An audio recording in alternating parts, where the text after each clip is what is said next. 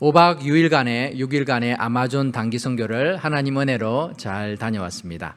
우리 교회 그리고 남녀 선교회 그리고 여러 성도님들의 기도와 후원으로 인해서 우리 교회에서는 비록 저 혼자였지만 그래도 맡은 역할과 책임을 잘 감당할 수 있었고 건강하고 안전하게 다녀올 수 있었습니다. 여러분이 보시는 이 사진은 원주민 마을에서 사역을 다 마치고 돌아와서 배에서 하선하기 전에 의료선 갑판에서 2025년 아마존 단기 선교팀과 의료선 사역자들이 함께 찍은 사진입니다. 몇 번 안 되는 단기 선교의 경험이기는 하지만 선교를 떠날 때마다 그리고 선교 현장에서 느끼는 것은 하나님이 일하고 계시는구나. 하나님께서 연약한 사람들을 통해서 하나님의 일을 하고 계시는구나 라는 것을 느끼게 되는 것 같습니다.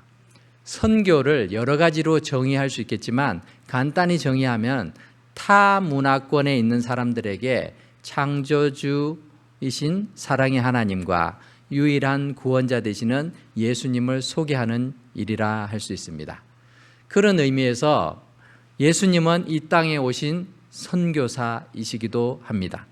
오늘 말씀은 예수님께서 이 땅에 오셔서 하신 주된 사역을 먼저 소개하고 있습니다. 하나님의 아들이신 그리스도께서 인간 세상에 오신 것은 하나님의 선교입니다. 그렇지 않아요? 전혀 하나님의 다스리시는 하나님이 계시는 곳과 이 인간 세상은 전혀 다른 세상이잖아요. 그런데 그곳까지 오셨단 말이죠. 인간의 몸을 입고 오셨습니다. 그렇게 해서 선교를 하신 것이죠. 예수님이 3년의 공생의 기간 동안 하신 일은 한 장소에 머물면서 어떻게 하면은 그냥 편하게 잘 지낼까에 있지 않았고 모든 도시와 마을에 두루 다니셨다라고 하셨습니다.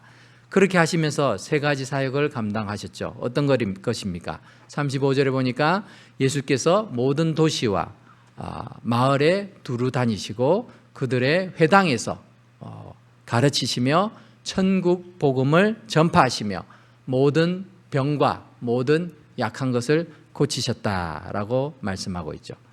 회당에서 가르치셨다라는 것은 결국 말씀을 가르치고 또 성경 공부하는 것 이런 것이 포함이 되죠. 또 천국 복음, 복음 전도를 말합니다. 모든 병과 모든 약한 것을 고쳤다는 것은 치유와 회복의 사역을 말합니다. 이런 것들은 죄인인 인간이 하나님의 백성이 되기 위해서 꼭 필요한 사역들입니다. 지금도 수많은 선교지에서 선교사님들과 또 여러 선교단체들이 이 세 가지 영역의 사역을 통해서 한 영혼이라도 더 주님께로 돌아오며 하나님의 구원을 경험할 수 있도록 노력하고 있습니다. 그런데 선교를 감당하기 위해서는 이런 사역만 열심히 한다고 해서 되는 것이 아닙니다. 물량 공세로 돈을 쏟아붓고 해서 그렇게 하면 사람이 감동하고 사람의 영혼이 주님 앞에 돌아오느냐? 그렇지 않다라는 것이죠. 그 이전에 예수님의 마음을 가져야 합니다. 예수님의 마음은 어떤 마음일까요? 우리 38절 같이 한번 읽어보겠습니다. 시작. 무리를 보시고 불쌍히 여기시니 이는 그들이 목자 없는 양과 같이 고생하며 기진함이라. 네. 무리를 바라보시는 예수님은 단순히 모인 무리의 숫자를 보시는 게 아니에요. 무리라고 표현하는 건요, 그냥 큰 덩어리잖아요. 사람들이 많이 오면은 와, 사람 많이 왔다. 여러분들 어떤 집회에서 참석할 때 어떤 집회에 대한 현장을 보고할 때 항상 나오는 것이 몇 명이 참석했느냐 알죠. 그죠? 한국에서 정치 집회를 하든 아니면은 이런 유명한 스타들, 연예인들 또 K-팝 가수들이 와가지고 공연을 하든 그러면 몇 명이 모였다. 축구 경기를 하는데 몇만 명이 모였다. 숫자를 가지고 합니다. 근데요, 그 숫자는 그냥 덩어리예요, 덩어리. 많이 왔다. 예배에 참석할 때도 우리 교회 예배에 몇 명이 참석했다. 그렇게만 그것에만 관심을 가지다 보면은 그 안에 있는 사람들은 보이지 않아요. 근데 우리 예수님께서는 몇 명이 모였다가 중요한 게 아니라는 거죠. 그들 한 사람 한 사람의 상태를 보고 계시죠. 그래서 그들을 보시고 불쌍히 여기신 것이죠. 왜냐하면 그들마다 그 마음속에 목자 없는 양과 같이 고생하며 기진하고 있는 모습들이 느껴졌기 때문에 그렇습니다. 숫자만 보셨다면 그들의 상태를 알 수 없었을 것입니다. 고생하고 기진해 있는 영혼들이 몰려와 있는 것을 아셨기에 불쌍히 여기신 것입니다. 예수님은 마태복음 11장 28절에서 수고하고 무거운 짐 진 자들아 다 내게로 오라 내가 너희를 쉬게 하리라 말씀하고 계시죠. 그만큼 우리의 고통에 대해서 우리의 아픔과 우리의 인생에 있어서 여러 가지 문제들에 대해서 누구보다 잘 알고 계시는 분이십니다. 죄의 짐을 안고 살아가는 인생이 얼마나 고단한지 너무나 잘 알고 계시는 분이 우리 주님이십니다.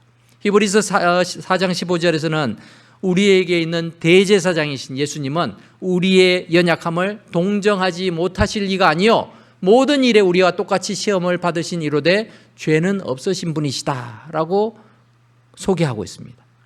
그렇기 때문에 우리는 긍휼하심을 받고 또 때를 따라 돕는 은혜를 얻기 위해서 은혜의 보좌 앞에 담대히 나아갈 수 있는 것입니다.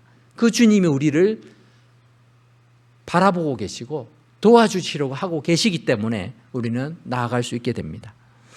한 영혼을 귀하고 소중하게 여기는 마음을 가질 때 비로소 우리는 주님의 마음으로 영혼 구원의 귀한 사역을 참여할 수 있게 되는 것입니다.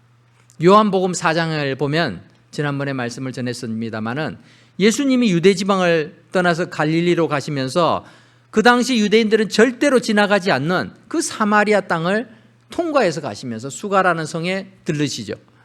그 마을에 들러서 우물가에서 한 여인을 만나지 않습니까? 이 사마리아 여인을 만나서 복음을 전합니다. 예수 그리스도께서 메시아임을 알려주시죠.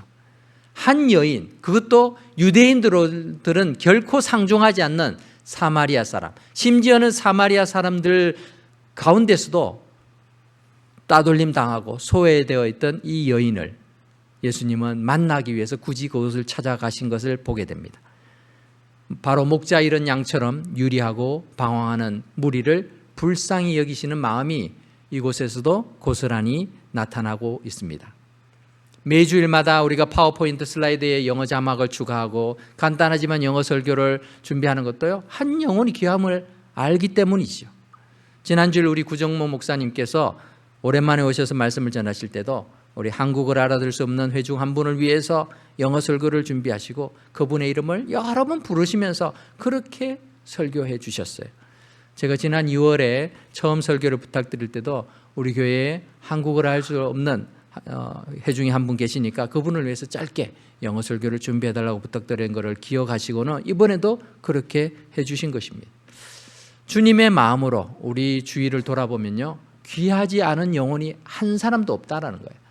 쓸모없는 영혼, 쓸모없는 사람, 우리 주님 앞에서는 그런 게 없어요. 우리 스스로는요, 내가 나 같은 사람은 별로 필요가 없어, 불필요한 존재라.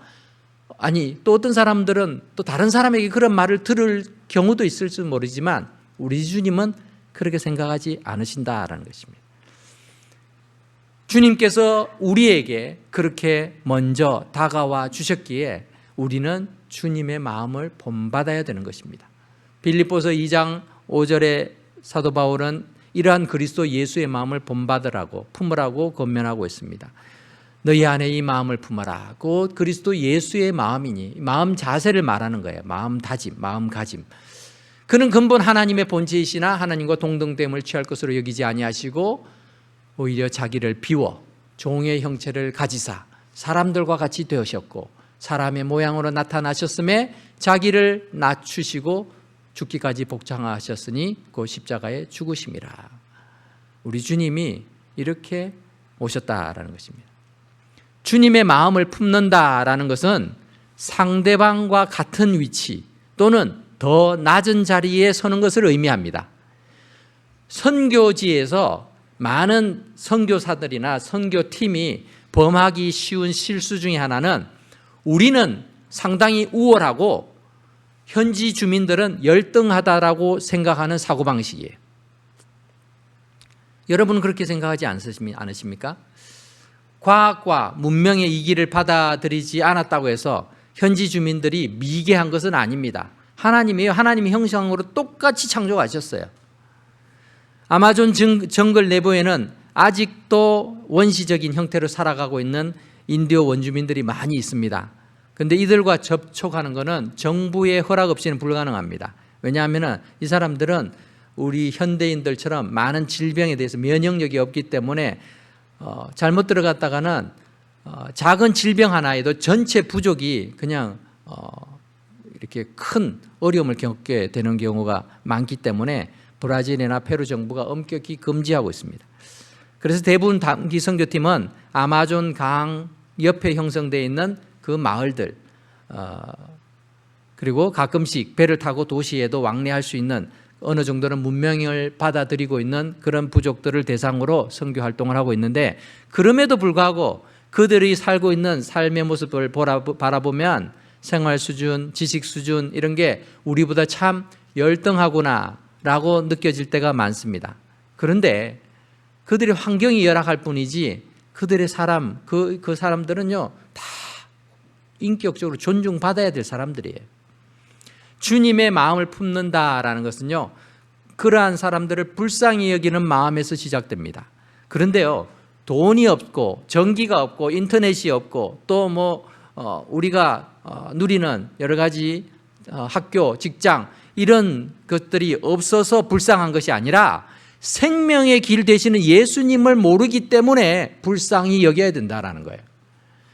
저 사람들 참 헐벗고 굶주리구나. 그래서 불쌍한 건요 인간적인 거죠. 인류의 차원입니다. 그러나 주님이 사람들에게 느끼는 그 불쌍히 여긴 마음은 목자 없는 양같이 유리하고 기진함 때문이다라고 성경이 말하고 있습니다. 아마존 사람들은 참 훌륭한 사람들이에요. 아마존 선교사님이 중요한 두 가지 사실을 이야기해 주셨어요. 아마존에는 첫 번째로 굶어 죽는 사람이 한 사람도 없다고 합니다. 여러분 우리가 살고 있는 세상은요 굶어 죽는 사람이 많아요. 서울에서도 굶어 죽는 사람들이 있더라고요. 또 한 가지는 아이들이 정말 많아요. 아이들 반 어른 반이에요. 어른이라고 해도 나이도 많지 않은데 아이들이 정말 많아요. 그런데 그 중에는 아버지가 누군지 모르고 자란 애들도 많습니다. 고아도 많아요. 그래서 한 집당 대여섯 명 수두룩 합니다. 그런데 홀로 버려지는 고아가 한 명도 없다고 합니다. 누군가가 그 고아를 데려다 키워요. 자기 자식처럼 같이 키웁니다. 그래서 한 명도 버려지는 아이가 없다고 해요. 어떤 점에서는요, 지금 우리가 살고 있는 우리의 지역보다 훨씬 더 인간미가 넘친다라는 생각이 듭니다. 행복 지수를 따져도요, 그들이 우리보다 더 행복할 수 있습니다. 우리가 더 나았다고 자부하며 우리가 선교할 수 있는 유일한 점은 생명의 구주 되시는 예수님을 내가 먼저 알고 믿었다는 그 사실 하나밖에 없는 거예요. 그리고 그 예수님을 전하기 위해서 그들이 필요한 다른 것들도 함께 우리가 가져가서 제공하는 거죠. 의료선에서 복음을 전하다가 여러 주민들을 만났어요. 그리고 참 말이 통하지 않아서 불편하지만요, 사람은 하나님이 그렇게 만드셔가지고 참 이 마음이 전달이 되는 것을 경험을 많이 했습니다. 복음을 전할 때 한 젊고 건장한 청년이 들어왔어요. 아주 이렇게 빈틈이 없어 보여요. 당당하고 그냥 자기가 안경이 필요해서 왔던 것 같아요. 안경 사역을 했으니까 그것 때문에 딱 왔는데 겉으로 보기에는 복음을 전혀 들을 것 같지 않은 청년이었습니다. 그런데 이 청년에게 갑자기 하나님이 이렇게 질문을 하게 만드시더라고요. 제가 질문을 했어요. 당신 어떻게 이곳에 왔느냐라고 했더니 이 사람이 이제 얘기를 하는 거예요. 저는 이제 통역기를 통해서 들었는데 한 2시간 이상 떨어진 마을에서 다른 마을에서 왔답니다. 왔는데 이 마을에 이렇게 농기구를 다루고 농사를 짓는 일을 그런 일을 하려고 직업을 찾아서 그렇게 여기에 고용이 돼서 와 있다고 해요. 혼자 와 있다고 합니다. 그러니까 자기 마을이 아닌 거예요. 아닌데 와 있고 마침 그때 의료선이 와 있으니까 자기도 와서 이렇게 필요한 것이 뭔가 살펴보러 온 것이죠. 그런데 이 형제를 이렇게 바라보는데 참 그 마음이 참 외로운 것 같은 느낌이 들어서 여러 가지 이야기를 하면서 하나님이 당신을 사랑한다. 그리고 하나님이 예수님을 당신을 위해서 이 땅에 보내주셨다.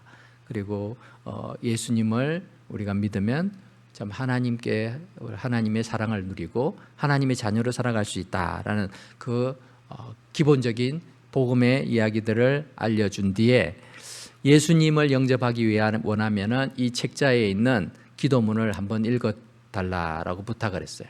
그러니까 알았다고 C 하더니 이제 읽기 시작하는 거예요. 뭐 우리가 잘 아는 그런 영접 기도문이에요. 주 예수님, 저는 죄인입니다. 저의 죄를 위해서 십자가에 달려 죽으심을 감사합니다. 이런 거예요. 근데 주 예수님, 저는 죄인입니다를 딱 읽는데 이 사람이 못 읽는 거예요. 읽다가 울기 시작하는 거예요. 막 우는 거예요. 그렇게 울면서 읽지를 못해요. 그리고 기다렸어요. 기다렸는데 그러니까 이제 울면서 흐느끼면서 계속 그걸 읽더라고요. 읽어서 결국 다 읽고 내 마음에 오셔서 나의 구주가 되어 주십시오. 하나님의 자녀로 살겠습니다. 예수님 이름으로 기도합니다. 아멘. 그렇게 기도한 다음에 그렇게 기도가 마쳤을 때 제가 껴안고 당신을 위해서 내가 기도해 주겠다. 한국어로 기도하겠다. 그리고 간절히 기도해 주셨어요. 그러니까 눈물이 걸썽걸썽하면서 고맙다고 그러고 이제 갔어요. 그래서 선교지에서 그런 일들을 경험하면서 하나님께서 이런 영혼들을 준비를 시켜 주시는구나 라는 것을 이렇게 깨달았습니다. 우리가 주님의 마음을 가지지 않으면요 그냥 사무적으로만 대할 수 있잖아요. 선교도 그냥 어떤 실적 위주로만 그냥 끝날 수 있습니다. 그런데 선교 현장에 있는 선교사님들은 10년, 20년이 되어도 아무런 열매가 없게 느껴질 때도 있습니다. 심지어는 잘 되어가던 그러한 제자훈련 사역이나 교회 사역들도 하루아침에 또 다 이렇게 사라지기도 합니다. 그런 걸 보면은 얼마나 실적 위주의 모습으로는 평가하기가 어렵잖아요. 하지만 중요한 것은 주님의 마음으로 그들을 바라보고 그들에게 다가가는 것이죠. 오늘 본문 마지막 두 구절은 예수님께서 제자들에게 추수할 일꾼을 보내달라고 주인에게 요청하라 그렇게 말씀하십니다. 이 요청은 바로 기도이죠. 주님의 마음으로 하나님께 간절히 기도할 때에 그때 선교가 시작이 됩니다. 37절 8절 읽어보면은 이에 제자들에게 이르시되 추수할 것은 많되 일꾼이 적으니 그러므로 추수하는 이 주인에게 청하여 추수할 일꾼들을 보내주소서 하라 하시니라. 자, 이 문맥을 보면은 제자들이 추수하는 주인이신 하나님 앞에 추수할 것, 즉 선교의 대상되는 그 사람들을 선교할 수 있도록 전도할 수 있도록 일꾼들을 보내주십시오라고 기도하라고 말하고 있죠. 그런데 이 마태복음 9장 이 끝부분 다음에 나오는 10장에 보면 예수님이 12제자, 이 제자들을 보내십니다. 각 마을로 다 둘씩 다 보내세요. 결국 기도하다 보니 결국 이 12명이 추수할 일꾼이 되는 것을 보게 되죠. 우리도 마찬가지예요. 주님의 마음을 품고 하나님, 주님의 복음을 많은 사람들에게 전할 수 있는 그런 사람들, 일꾼들을 보내주세요 라고 기도하다 보면은 하나님께서 나를 일꾼으로 세워주시기도 한다라는 것입니다. 우리 모두는 보내심을 받은 자들입니다.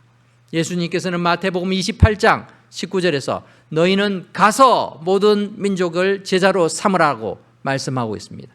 마가복음 16장 15절에서도 예수님께서는 너희는 온 천하에 다니면서 만민에게 복음을 전하라 라고 말씀하고 있습니다. 여기서 너희는 우리 모두가 해당된다는 것이죠. 그래서 우리는 다 선교적 사명을 가지고 이 땅을 살아가는 존재들입니다. 선교는 선교사들만 하는 것이 아니고 우리 모두가 선교의 사명을 가지고 있다는 것입니다. 복음을 전하기 위해서 우리의 가정에, 우리의 일터에, 우리의 이웃에게 파송된 선교사가 바로 우리들입니다. 더 나아가서는 다른 민족에까지 갈 수 있게 되는 것이죠. 하지만 주님의 마음, 주님의 심장, 주님이 보여주신 그 겸손과 긍휼의 자세를 갖지 않고서는 우리의 가족, 우리의 이웃, 우리의 동료, 타민족에게 복음을 전할 수가 없다라는 것입니다. 그래서 주님의 마음을 품고 주님의 마음을 느끼면서 그 마음으로 우리가 사랑으로 전할 때에 비로소 복음의 능력이 우리의 삶을 통해 다른 사람을 변화시키는 그런 역사가 일어날 줄 믿습니다. 우리가 이 말씀을 우리가 기억하면서 하나님, 내가 주님의 마음을 품게 해주십시오. 아버지, 당신의 마음을 내가 깨닫게 해주십시오. 그래서 그 마음으로 다른 사람들을 바라보고 다른 영혼들을 섬길 수 있게 해달라고 그렇게 함께 기도할 수 있기를 바랍니다. 우리 다 함께 기도하겠습니다.